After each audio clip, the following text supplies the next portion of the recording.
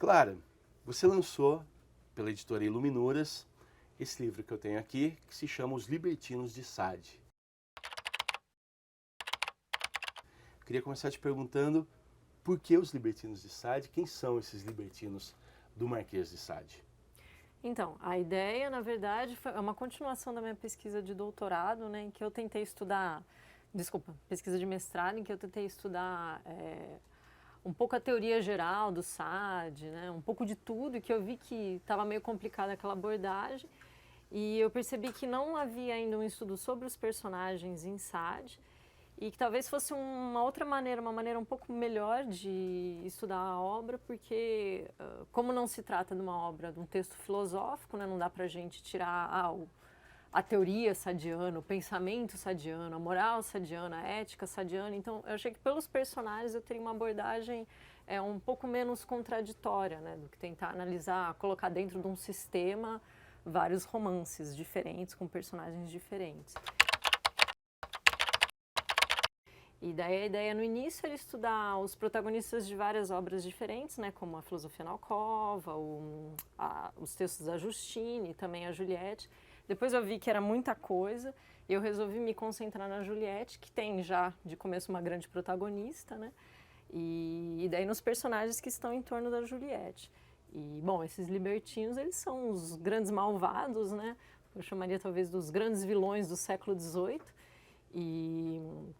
E daí tem todo um estudo assim, do que é o vilão no século XVIII, né, o personagem do malvado, e de como ele, apesar da malvadeza dele, né, ele é um personagem que ele encanta tanto o leitor quanto as suas vítimas, e também do malvado do Sade, né, que é ainda um malvado mais intenso, digamos, ainda mais pesado, né, do que os outros libertinos que a gente encontra nos outros livros da época. Para que as pessoas possam entender e situar exatamente a tua pesquisa e como você desenvolveu esse livro, você falou da Juliette, é um livro do Sade que nunca foi traduzido para o português do Brasil, né? Tem uma versão para o português de Portugal, que é a Juliette ou as Prosperidades do Vício, é isso? Uhum. E como você disse, veio na sequência de um outro livro que é da Justine. E daí é inverso, o título é... Os Infortúnios da Virtude. Exatamente. Então, a Justine é um personagem pelo qual o Sade foi obcecado, né? São 3 versões diferentes para o livro da Justine. Então, a gente tem primeiro uma novela, um conto, assim, no gênero do conto filosófico do Voltaire, que é Os Infortúnios da Virtude, tem tradução, que saiu também pela Iluminuras. Depois a gente tem, o Sade aumenta um pouco essa história, vira um romance, e daí vira Justine ou As Infelicidades As Infelicidades da Virtude. E agora a Iluminuras, acho que não sei se já saiu, mas ela estava preparando uma tradução, eu não sei sobre qual título que vai ser, acho que vai sair Os Tormentos da Virtude, alguma coisa assim, acho que não vai ser As Infelicidades, mas literalmente é Infelicidades. E depois o Sade faz uma versão ainda bem maior, coisa de, sei lá, mais de 800 páginas, né, que é a Nova Justine. E daí essa Nova Justine, ela vem em seguida da história da irmã dela, que é a Juliette. Então a Justine é a mocinha cristã, honesta, boazinha, que quer seguir o caminho da virtude. E ela tem a irmã, que é o total oposto, né, que é a malvada, viciosa, ateia, que vai seguir a carreira dela na prostituição, no crime, e que, enfim, que vai prosperar muito, enquanto a Justine só vai ter desgraça, né? Claro, e quando você mergulha nesses libertinos, nesses personagens de Sade, em Juliette, o que você encontra? O que você consegue enxergar neles? Talvez não tivesse vindo à tona ainda através de outros pesquisadores. Então, acho que várias coisas assim que vieram à tona, né, quando eu comecei essa pesquisa, e, bom, quando eu desenvolvi e terminei, foi primeiro que o libertino do Sade, ele não é aquele personagem tão plano como todos diziam, né? A maioria dos intérpretes falam que o personagem comparam um com o outro de uma forma como se eles fossem muito planos, assim, como se eles não tivessem traços nenhum de complexidade, como se eles não tivessem nenhum conflito. E, bom, eu percebi que não é bem assim, que os personagens, eles têm complexidade, sim, não como um personagem do século XIX, é claro, mas, enfim, eles têm muito mais para se tirar dele do que a gente tirou até agora, né? E a segunda coisa é que tem uma relação muito intrínseca entre a filosofia as dissertações filosóficas que eles enunciam e os traços de caráter que que eles, do qual eles são, com os quais eles são construídos. E isso mostra, para mim, mostrou de uma maneira muito evidente que a gente não pode falar numa filosofia sadiana. Na verdade, é a filosofia dos personagens. E que tudo que a gente fala do Sade, a gente tem que relacionar com o personagem que está enunciando aquela teoria, porque senão não faz sentido. Né? E é por isso que, na verdade, o Sade, à primeira vista, ele parece tão contraditório, mas é que a gente não fazia essa relação, né, entre as teorias e o próprio personagem que está enunciando cada teoria. E que também eles não são tão malvados como parece. Isso eu acho que também é importante. Eles se apaixonam, eles dizem certas coisas, mas na verdade eles não conseguem fazer tudo aquilo que eles pregam. Né? Eles têm uma teoria lá de sangue frio, aquela teoria do malvado apático, que consegue fazer tudo sem entrar no entusiasmo. Não é bem assim. Eles entram no entusiasmo, eles esquecem da teoria no meio do deboche. Enfim, eles são muito mais humanos do que eles parecem, na verdade. Pensando ali também na Juliette, mas ainda pedindo ajuda da Justine, então com isso dá pra gente dizer que eles não são só, esses personagens todos não representam tão somente o vício e a virtude, não são como alegorias. São muito mais do que isso. Não, eles são mais do que isso, Né, a Justine, por exemplo, ela se apaixona lá pelo Bressac, né, que é sodomita e tudo mais. A Justine, ela tem também. É que a Justine eu não fiz o mesmo estudo que eu fiz com a Juliette, então não posso desenvolver com profundidade. Mas ela tem também os seus traços de vício, assim como a Juliette tem alguns traços de virtude.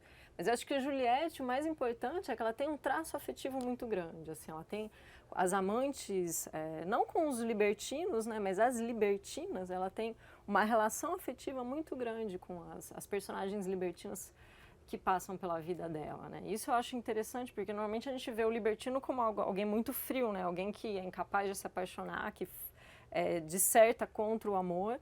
E na história de Juliette tem uma longa dissertação contra o amor, mas no caso da Juliette, ela se apaixona. Isso eu acho, assim, um traço muito interessante da personagem, né? E que é inesperado. Depois eu vou falar com mais detalhes do prefácio que tem no teu livro do Michel Delon, mas eu queria já citar algo que ele disse que eu achei muito interessante, que acho que tem a ver com o que você está dizendo. Ele diz o seguinte: os detratores de Sade estimam que seus romances patinam na repetição das mesmas orgias e dos mesmos raciocínios. É que eles não leram com a atenção de Clara Castro, que sublinha a diversidade das posições teóricas. Então é isso que você está dizendo, há muito mais ali. Justamente, essa monotonia, na verdade, ela é uma impressão. É uma impressão do leitor que está fazendo uma leitura rápida. Porque os temas, eles se repetem como temas, mas as formas, elas mudam sempre. Então, por exemplo, digamos, tem o tema da transgressão. Tem um personagem, que é o Sanfon, que é um dos preceptores da Juliette, que faz uma dissertação sobre a transgressão. E esse tema a Juliette vai retomar e ela vai fazer uma longa dissertação sobre ele. Só que ela retoma de uma maneira completamente diferente, sabe? Ela vai dar vários desdobramentos, ela reformula aquilo que o Sanfon falou.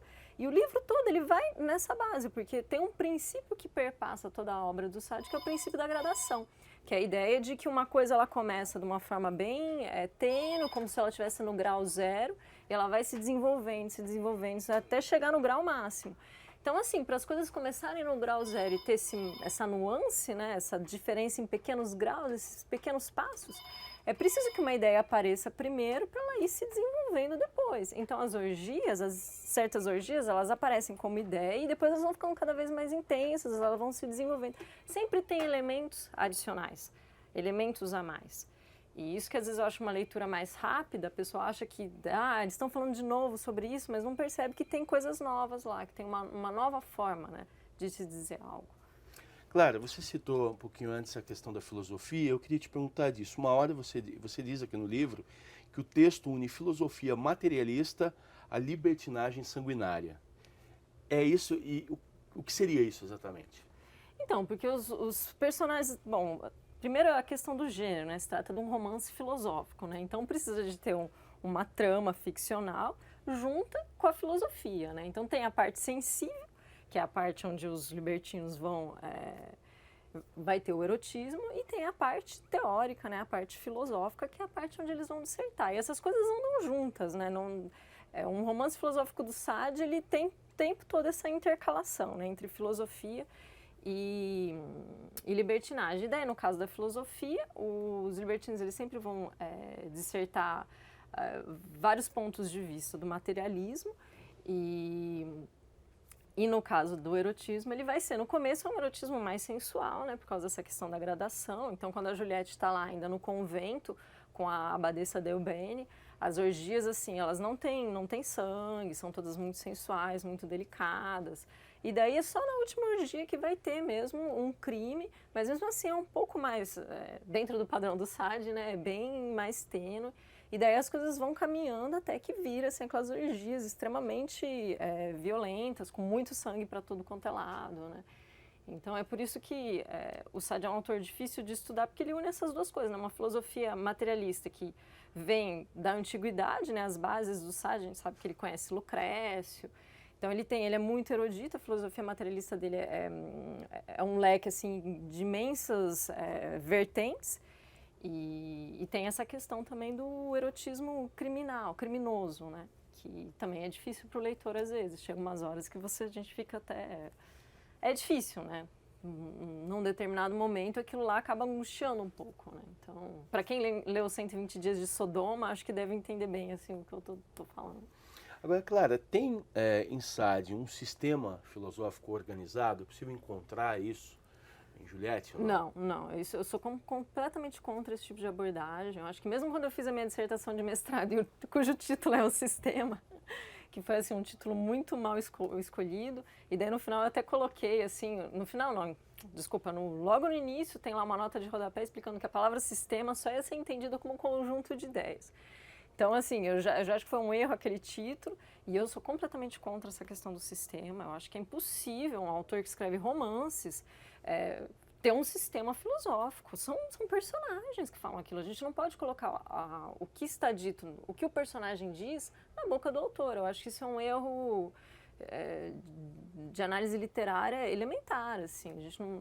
Então eu sou contra. Eu acho que você pode, talvez dentro do discurso do personagem, você pode encontrar uma teoria de um personagem X, algo assim, mas você falar que o Sade tem um sistema filosófico ordenado, isso é impossível. Acho que qualquer um que tentar encontrar não vai conseguir, vai achar mil contradições, então...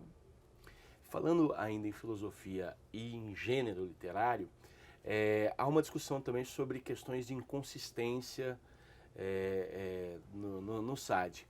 E você faz uma discussão e você aponta que isso se relaciona justamente com as características do gênero, com o romance, enfim, seria impossível fazer de outra maneira, já que está dentro desse gênero, é isso? Justamente, porque o que o Sade quer não é expor uma teoria materialista, ele quer expor várias teorias diferentes, ele quer ousar, ele quer transgredir dentro desse materialismo, ele quer pensar de outras formas. O que ele faz, na verdade, é que o Cyrano de Bergerac já fazia muito antes dele, né? É pegar a filosofia e testar, como se o romance fosse um laboratório. E testar colocar de várias formas diferentes, né? Como é que ele usa, por exemplo, tradições filosóficas diferentes, tradições filosóficas opostas. Ele usa tradições, por exemplo, dos estoicos, outras vezes dos epicuristas. Ele mistura tudo, ele pega... por exemplo, quando vai se falar da alma material, ele pega uma tradição lá que a alma vem do fogo, depois ele pega uma alma que é um pouco cartesiana, que tem aquela coisa dos espíritos materiais, né?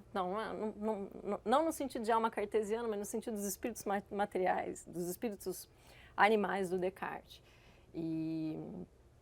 Enfim, são várias teorias materialistas que ele vai brincando com aquilo. A ideia é colocar aquilo em confronto, é discutir, é debater, não é dizer, olha, essa é a teoria certa, essa é a melhor teoria.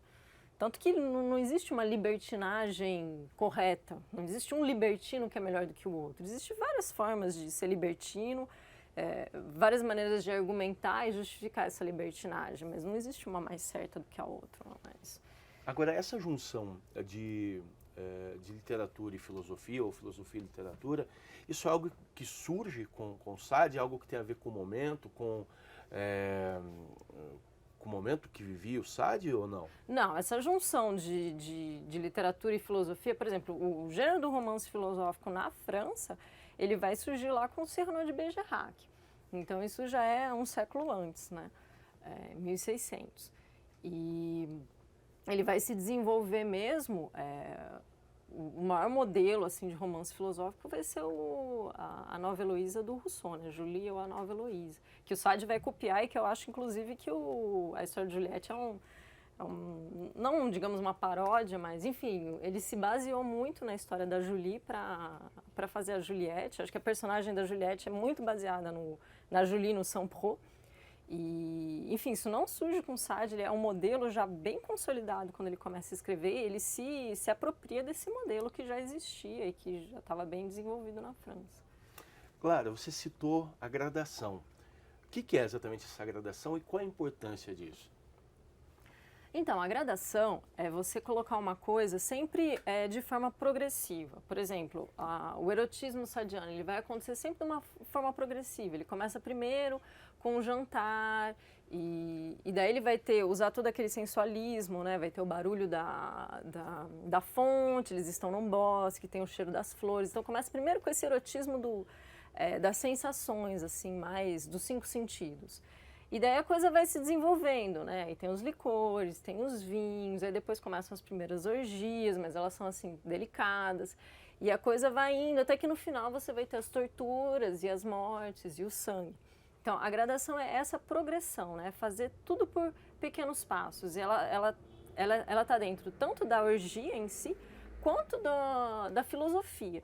Então, a história de Juliette, por exemplo, ela começa, né, a primeira professora da Juliette é Delbene no convento, né, que ela é a abadesa superiora do convento. E ela vai ensinar coisas mais básicas para Juliette. Então, ela vai falar do pudor, vai falar do remorso, da consciência. E os outros libertinos vão desenvolvendo, vão falando de temas mais complicados, né, fazendo refutações mais complexas. Até que a Juliette chega, por exemplo, numa das últimas grandes dissertações que ela vai ouvir, a dissertação do Papa, e a dissertação é sobre o assassinato, que é uma dissertação extremamente complexa, que vai usar lá a doutrina da metempsicose para explicar o assassinato. Então, a complexidade da filosofia vai aumentando progressivamente, assim como a complexidade das orgias, né? E é sempre importante não pular nenhum passo. Você tem que dar todos os pequenos passos até chegar... Você diz aqui que essa gradação tem 2 valores que conduzem a protagonista, tanto a um refinamento qualitativo quanto a um excesso quantitativo, é isso? Sim, porque ela vai, né, aprendendo várias coisas. Então, essa questão de qualitativamente, ela vai se refinando, né, no entendimento dela, tanto do crime, quanto da filosofia, quanto do erotismo em si.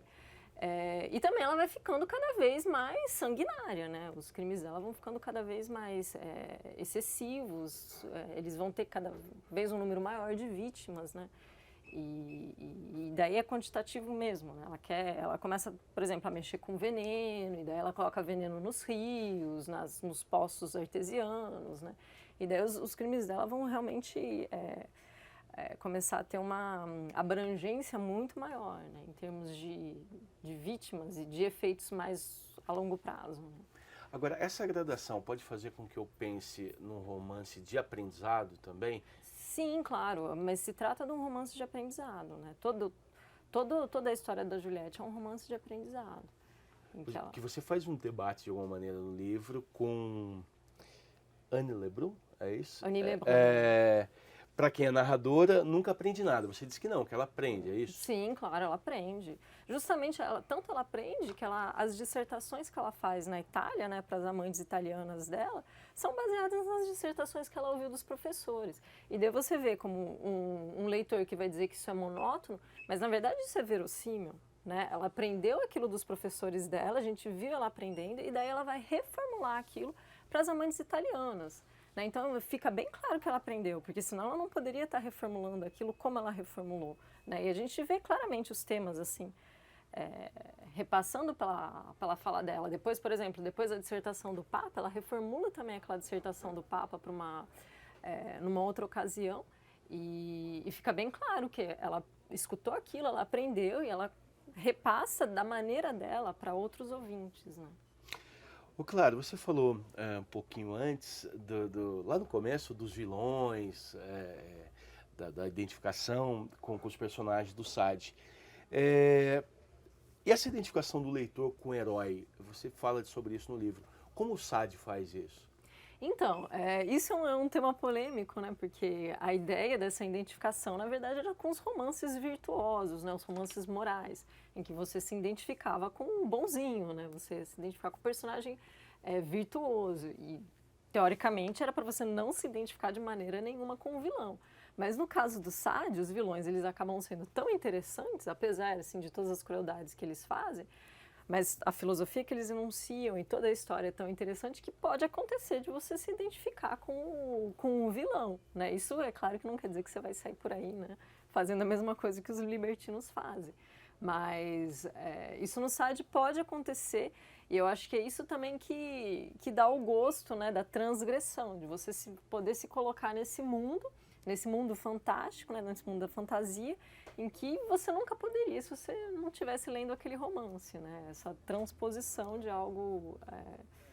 É uma forma, acho que também de você se sublimar, né? Algum desejo que você tem e você pode se colocar lá, a identificação com o personagem. Que nem o Diderot falava, né? Que o leitor, ao ler os romances morais em que tem um personagem virtuoso, você se sacrifica em ideia, junto com aquele personagem, né? Ao mesmo tempo, lendo o sacrifício do personagem.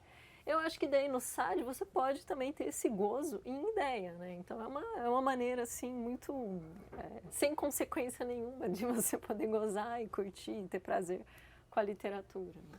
Você falou do Diderot e eu me lembrei de uma frase que eu até tomei nota, que está no livro, falando sobre os personagens, que o Diderot diz grande embora criminoso. E que o Sade retifica dizendo grande porque criminoso. Justamente. Tem a ver com essa questão do vilão. Sim, com certeza. Porque para o Diderot, né, o Diderot ele via que o criminoso ele tinha uma energia, que era uma energia muito grande, que ele era um homem de gênio, mas é que ele não sabia usar bem essa energia, ele usava mal a energia. Já o Sade não, ele acha que você usar a energia para o crime é você usar bem, que você deve otimizar essa energia e usá-la ainda mais, ser ainda mais criminoso. Quanto mais criminoso, melhor. Então, na verdade, você é bom, né? Você é genioso porque você é criminoso para o Sade, porque é um virtuoso, a virtude para o Sade ela é inerte, ela não tem energia. E já para o Diderot, não. Essa questão do criminoso, ele não é enérgico porque ele é criminoso. Ele tem uma energia, só que ele não sabe canalizar essa energia para o bem, né? Que o Sade, acho que toda a obra clandestina do Sade, ela tá, o Juliette, com certeza, né? Mas, enfim, os textos obscenos, eles estão apoiados nessa dicotomia, né? Entre a energia, que é, por natureza, criminosa, e o vício, que é, por natureza, inerte. Né? E a questão da dor também está relacionada com a energia e o prazer com a inércia. Né? Então, na verdade, a dor em Sade não é que é a dor exatamente, mas é que são sensações intensas, sensações violentas, sensações enérgicas. E o prazer não é que é exatamente prazer, mas é que é uma sensação muito suave, uma sensação muito delicada. E que daí, para o libertino, não tem graça, aquela sensação suave. Então, na verdade, a dicotomia não é exatamente entre dor e prazer, mas entre sensações fortes e sensações suaves. Clara, tem aqui, eu já chamei atenção para isso, mas tem logo na capa, a gente percebe, um prefácio do Michel Delon, que para muita gente, ou para todo mundo, ele é o grande especialista em Sade no mundo.